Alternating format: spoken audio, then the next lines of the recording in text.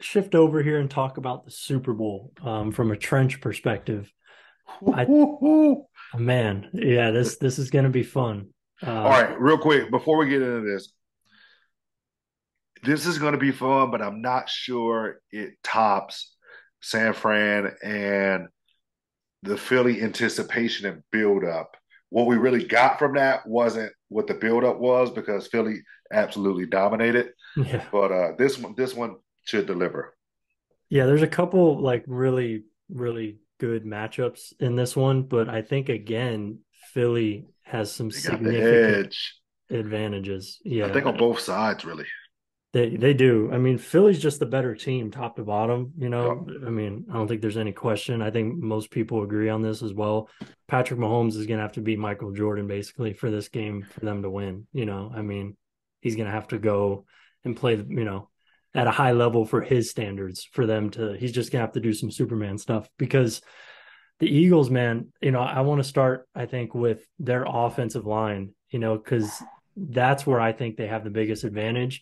Chris Jones versus Siamalu at right guard, I think that's the Chiefs, advantage, but I don't know how much that's going to matter. Ooh, that's what I was gonna say. Is it gonna be an advantage that matters? Yeah, I don't know because they have to stop the run first, And and I can see them running that fucking inside zone where they're B blocking Chris Jones every fucking play. And what yes, we've seen is Suamalu he's and a good Lane on run that B blocker. block. Yep. They Oh are yeah, vicious on that B block. I know, I know, man. And then that leaves the front side, with Mailata and Dickerson right now, they are dominating people. The last 2 weeks has been incredible. What they did to Javon Kinlaw last week was, Was pretty embarrassing for they that made side. they made Kinlaw fucking quit. Yeah, and Plain he as wanted none of that. man when so it was I can't remember if it was Milata and Dickerson where they threw him over or no, it actually might have been Kelsey. Kelsey and Dickerson. Yeah, it was Kelsey and Dickerson. So he was lined up in a G and they had a single and all of a sudden Kelsey saw ribs and made him a three tech and he just kept going to the sideline and gave up. It broke up it broke a long run. Yep. Uh Literally, like, I mean, it that's broke what his you will. teach tape. If I ever do a glossary and I want to put, putting a guy on skates, that's the tape I would probably He cut just up kept right there. going. Yeah, seriously, because yeah, it was rough. And then against the Giants the prior week, this is the issue with KC. Anytime you have to have one of your starters sit, anytime Dexter Lawrence needed a blow or Leonard Williams came off the It was a field, major drop off. I mean, it was just they blew holes through the first You level know of who the doesn't have that problem? Philly. right, right. There's I not a actually doubt think off. I actually think Cincinnati would have been a better matchup because they got DJ Reader, they got BJ Hill, and they got True. Josh Tuopu. Tupu. Yeah, Yeah, yep.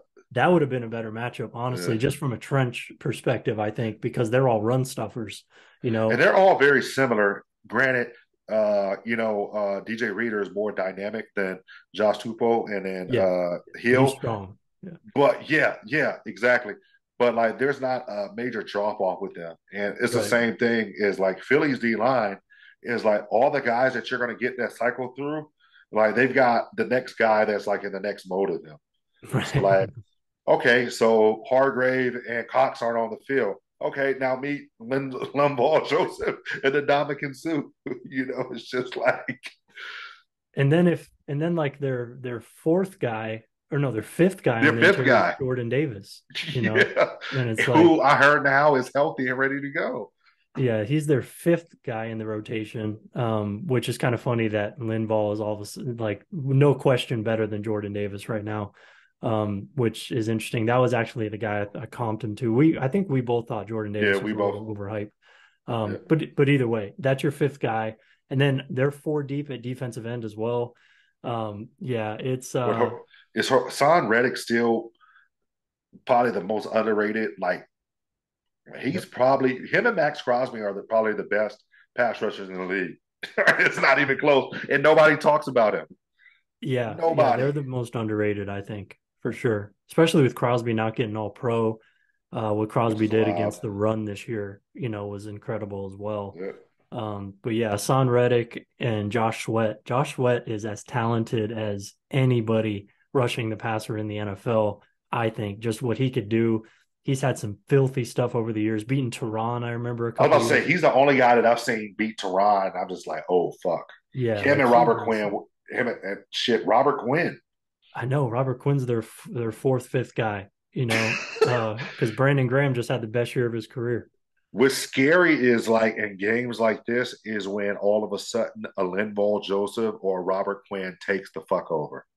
Yeah, I And could see like it. when that happens, because like they've worked, those guys have been playing 14, 15 years. And Hmm. like what Philly has done, what Howie's done a great job is he's just kind of been saving those guys. Like those guys, they played, but like you kind of forget about them. And then all of a sudden, you don't have a down off as an offensive lineman, man.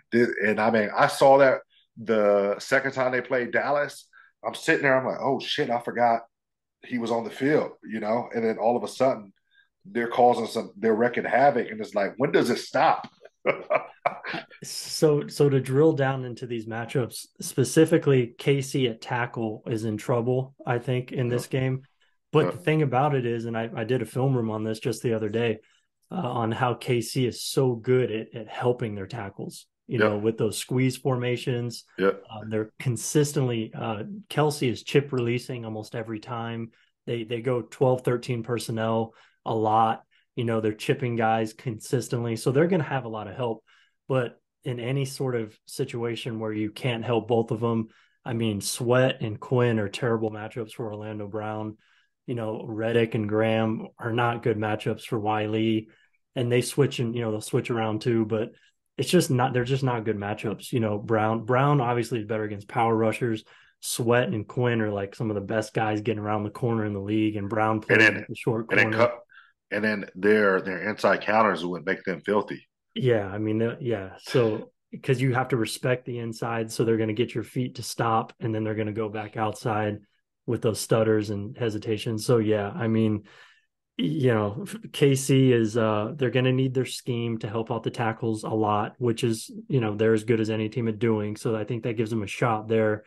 Inside, I think their interior is outstanding. Obviously, we know that with the three guys they have up front. So that's going to just be more so a battle and a war, Yeah, I'm more looking than forward to anything. that.